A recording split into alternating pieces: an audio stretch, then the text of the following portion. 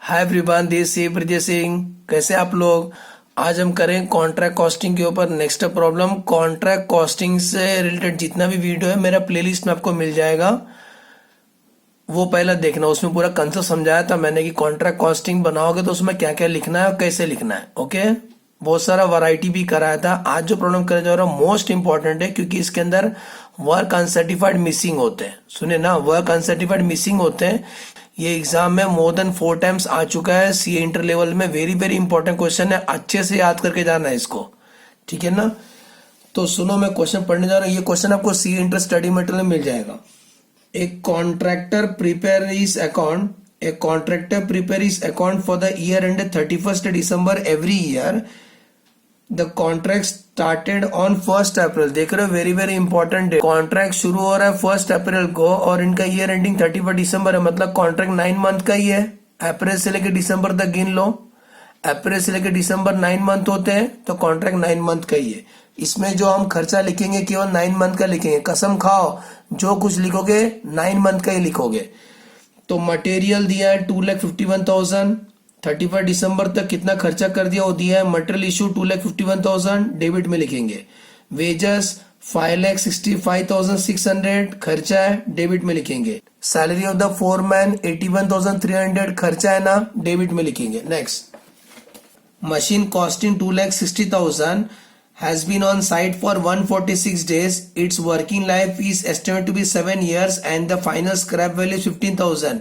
याद आ रहा है ना, डेप्रिसिएशन का रेट नहीं देंगे तो फॉर्मूला क्या है, cost minus scrap divide by life of the asset.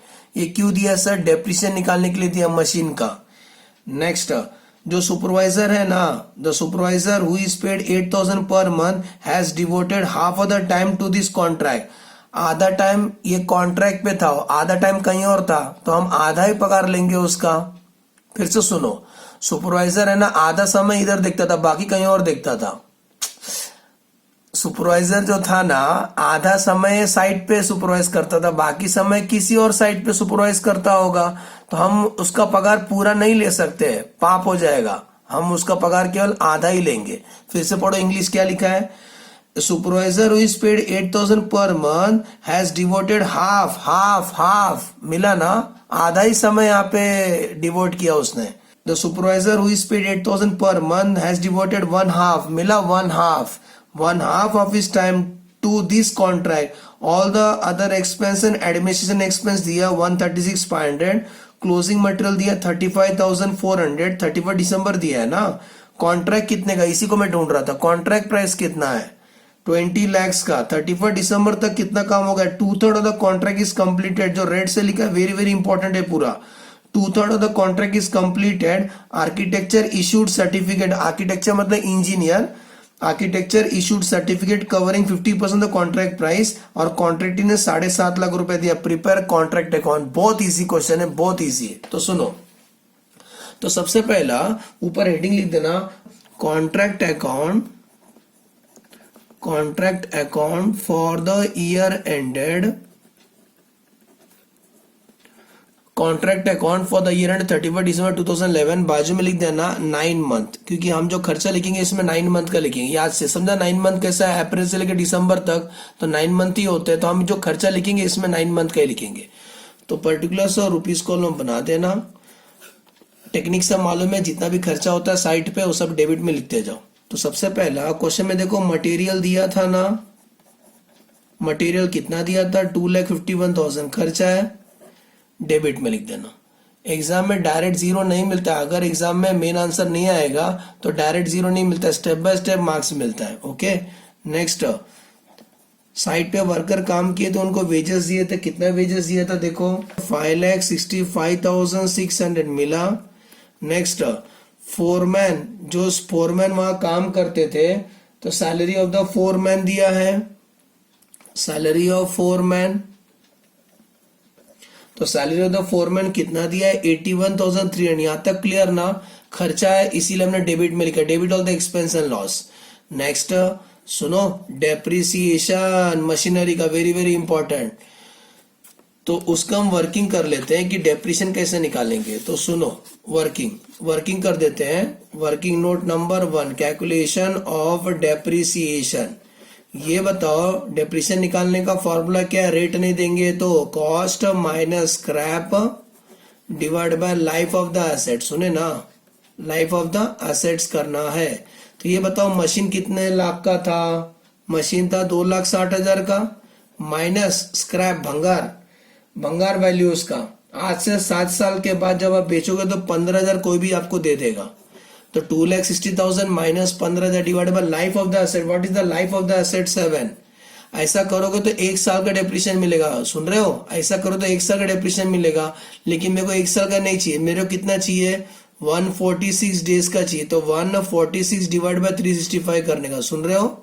2,60,000 minus 150 divide by 7 को तो 1 साल का डेप्रिसिएशन आएगा, लेकिन मेरे को 1 साल का नहीं चाहिए, मुझे 146 डेज का डेप्रिसिएशन चाहिए। तो इंटू ये एक्स्ट्रा करना, इंटू 146 डिवाइड बाय 365। तो इसको और एक स्टेप सॉल्व करते हैं। 2,60,000 माइनस 150 डिवाइड बाय 7 करोगे तो आंसर आएगा 35,000। 35,000 1 साल का है, तो मुझे 146 डेज का चाहिए। 146 डिवाइड बाय 365, आपको आंसर आएगा स्टूडेंट 14,000। इसका मतलब 146 डेज का डेप्रिसिएशन कितना है? 14,000। समझ में आया डेप्रिसिएशन कैसे निकाला? ये एक्स्ट्रा समझा? हमें 146 डेज का डेप्रिसिएशन चाहिए, तो आंसर आता है 14,000। तो डेप्रिसिएशन कितना लिखूं सर? डायरेक्ट 14,000। समझ में आया? और यहाँ लिख देना working note number 1, working note number 1, लेकिन वर्किंग नंबर 1 बुक में रहना चाहिए आपका।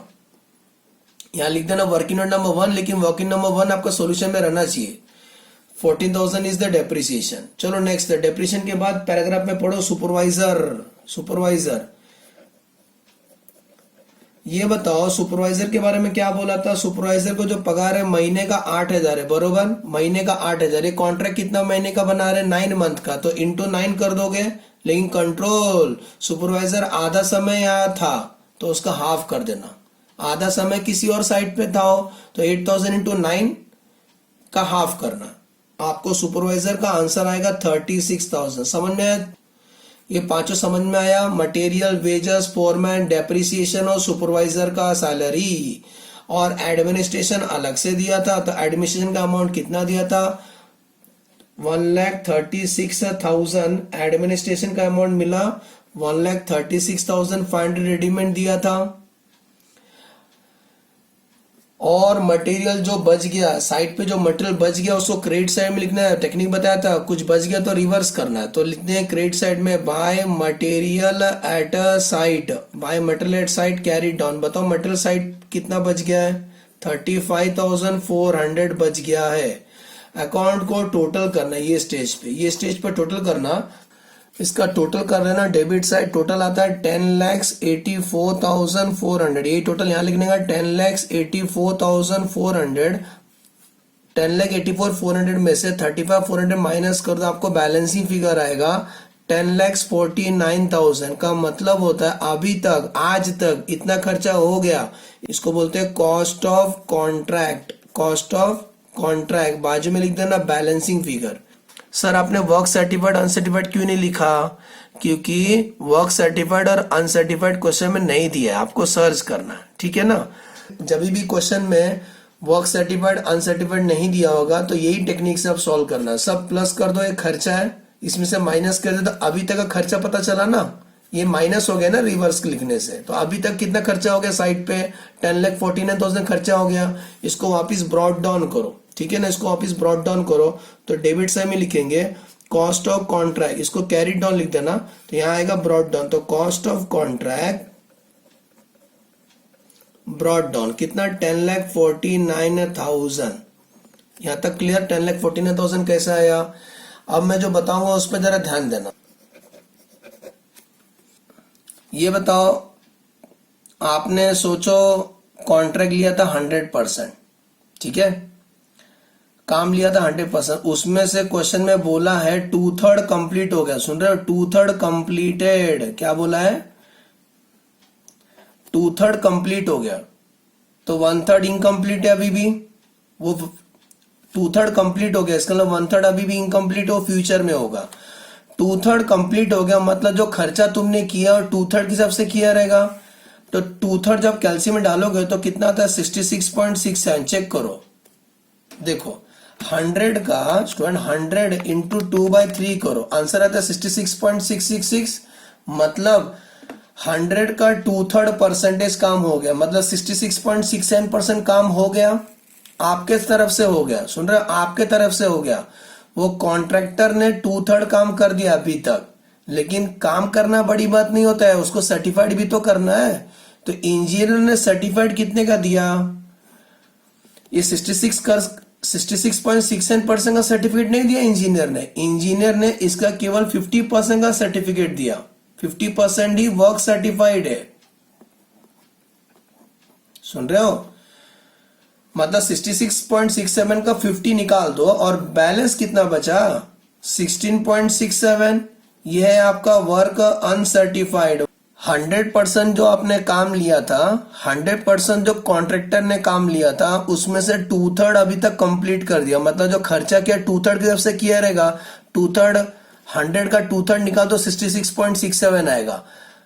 आपने काम किया, कॉन्ट्रैक्टर ने काम किया, लेकिन इंजीनियर सर्टिफिकेट भी तो देना चाहिए। तो इंजीनियर ने केवल इसका 50 का सर्टिफिकेट दिया, जिसको आप बोलते हो वर्क सर्टिफाइड। जितना काम हो गया उसको वर्क सर्टिफाइड बोलते हैं। तो 66.67 में से 50 का सर्टिफिकेट दे दिया, तो बैलेंस कितना बचा? माइनस कर दो, तो आंसर आएगा 16.67। ये है वर्क अनसर्टिफाइड। काम किया है कॉन्ट्रैक्टर ने, लेकिन इंजीनियर ने सर्टिफिकेट नहीं दिया। समझ में आ रहा है कैसा वर्क सर्टिफाइड निकाला, कैसा वर्क अनसर्टिफाइड? इसका मतलब है वर्क सर्टिफाइड। वर्क सर्टिफाइड, ये बताओ, वर्क सर्टिफाइड के अंदर प्रॉफिट रहता है। वर्क सर्टिफाइड जो होता है ना, वर्क सर्टिफाइड जो होता है ना, वो कॉस्ट प्लस प्रॉफिट रहता है, उसके अंदर प्रॉफिट भी रहता है। समझे ना? वर्क सर्टिफाइड का मतलब काम हो गया, तो जो काम हो गया उसमें कॉस्ट भी रहता है, प्रॉफिट भी रहता है। तो ये बताओ, क्वेश्चन में बोले थे वर्क सर्टिफाइड कितना परसेंट है? 50% ऑफ कॉन्ट्रैक्ट प्राइस मिला। The architect issue certificate covering 50% of contract price मिला। Word 50% of contract price. What is the contract price? 20 lakhs। तो 20 lakhs का, सुन रहे हो, 20 lakhs का कितना परसेंट काम हो गया? 50% का सर्टिफिकेट दे दिया। 20 lakhs का 50%, आंसर आएगा 10 lakhs। ये समझा कि नहीं? कमेंट में बताना मुझे। 20 लाख का कॉन्ट्रैक्ट था, उसमें से 50% काम भी कर दिया, सर्टिफिकेट भी मिल गया, इसी को बोलते हैं वर्क सर्टिफाइड। तो 20 लाख का 50%, 10 लाख का काम हो भी गया, सर्टिफिकेट भी मिल गया। लेकिन कुछ काम आपने किया, लेकिन इंजीनियर ने सर्टिफिकेट नहीं दिया, उसको बोलते हैं वर्क अनसर्टिफाइड।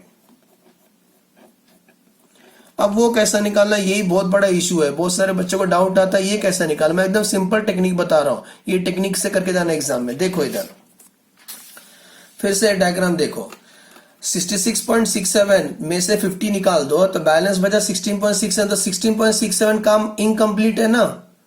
16.67 काम किया, लेकिन सर्टिफिकेट नहीं दिया। लेकिन टोटल काम कितना किया था? 66.67। टोटल 66.67 में 16.67 का सर्टिफिकेट नहीं मिला, तो यही रेशियो हम पकड़ेंगे।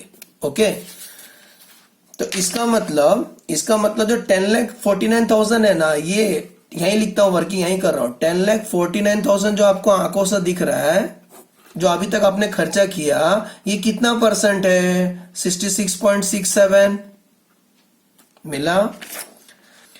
10,49,000 66.67 है, तो 16.67 कितना? क्रॉस मल्टीप्लाई, मैं वही करने जा रहा हूं, क्योंकि 10,49,000 66.67 है, तो 16.67 कितना? इंटू 16.67। चलो कैल्सी में लिखते हैं। सुनो, जब आप कैल्सी में लिखोगे थोड़ा ज्यादा लिखना, चिंगूसी मत करना। ओके, तो 10,49,000 लिखो, 10,49,000 लिखो, इंटू 16.67 बहुत सारा लिखो, डिवाइड बाय 66.666 बहुत सारा लिखो, बटेंगे और बैठ जाओ। आंसर आएगा 2,62,250। राउंड ऑफ कर रहा हूं। मैच हुआ आंसर आईसीए का आंसर के साथ कि कैसे सर ने वर्क अनसर्टिफाइड निकाला। अकाउंट को टोटल कर देना, ये स्टेज पे टोटल कर लेना, तो टोटल आपको 12,62,250 आएगा। बरोबर, 12,62,250 आएगा। यहां लिख देना 12,62,250 आएगा। इसमें से 10,49,000 माइनस करो, जो आंसर आएगा इसी को बोल देना नोशनल प्रॉफिट। क्या बोलना है? Notional profit. कितना? 2,13,250। Problem completed. फिर से एक बार फास्ट रिकॉल कर देता हूँ। डेप्रिसिएशन वाला पॉइंट समझा, 35,000 एक साल का डेप्रिसिएशन है, तो हमें 146 डेज का चाहिए, तो आंसर आता है 14,000। सेकेंड वाला इंटरेस्टिंग वर्किंग था। 100% जो काम लिया 2/3 कंप्लीट किया था, 2/3 मतलब 66.67, तो 66.67 नहीं इतना पैसा था। 10,49,000 जो आपने खर्चा किया ना, जिसको हम लोग बोल रहे थे कॉस्ट ऑफ कॉन्ट्रैक्ट, 10,49,000, वो 10,49,000 ही 10,49,000 66.67 है। तो इंजीनियर ने केवल 50% का ही सर्टिफिकेट दिया, समझ में आ रहा है ना। ये जो 66.67 है उसमें से 50% का सर्टिफिकेट दे दिया। परसेंट मत निकालना, गलती हो जाएगा। सब परसेंटेज 100 का होता है। 66.67 में 50 को अलग कर दो और बैलेंस 16.67 को अलग कर दो, तो 10,49,000 16.67 है, तो 16.67 कितना, तो आपको मिला वर्क अनसर्टिफाइड। देखो 10,49,000 into 16.67 divide by 66.67, work uncertified है। 10,49,000 66.67 है, तो 16.67 कितना, क्रॉस मल्टीप्लाई करके वर्क अनसर्टिफाइड निकाला मैंने। तो सर आपने वर्क सर्टिफाइड ऐसा क्यों नहीं निकाला, क्योंकि रीजन सुन लो, वर्क सर्टिफाइड के अंदर कॉस्ट भी रहता है और प्रॉफिट भी रहता है, इसकी वजह से वर्क सर्टिफाइड ऐसा नहीं निकाला। वर्क सर्टिफाइड हमेशा किसका परसेंट होता है, कॉन्ट्रैक्ट प्राइस का परसेंट होता है, क्योंकि उसके अंदर प्रॉफिट भी इंक्लूड होता है। और ये कॉस्ट था ना स्टूडेंट, कॉस्ट था, क्यों नहीं समझते हो, कॉस्ट था। ओके, तो वर्क सर्टिफाइड ये इसीलिए तो एक राज की बात बता रहा हूं आपको। ये प्रॉफिट क्यों हुआ मालूम है, क्योंकि वर्क सर्टिफाइड के अंदर प्रॉफिट रहता है, वर्क अनसर्टिफाइड कॉस्ट पे रहता है। समझे, वर्क अनसर्टिफाइड किस पे रहता है, कॉस्ट पे रहता है, और work certified cost plus profit, इसके अंदर प्रॉफिट रहता है, इसकी वजह से प्रॉफिट होता है। समझ में आ रहा है। तो एज्यूम करता हूं एक कंसेप्ट समझ में आया। वीडियो कैसा रहा कमेंट में जरूर बताना। Thanks for watching the video, bye bye.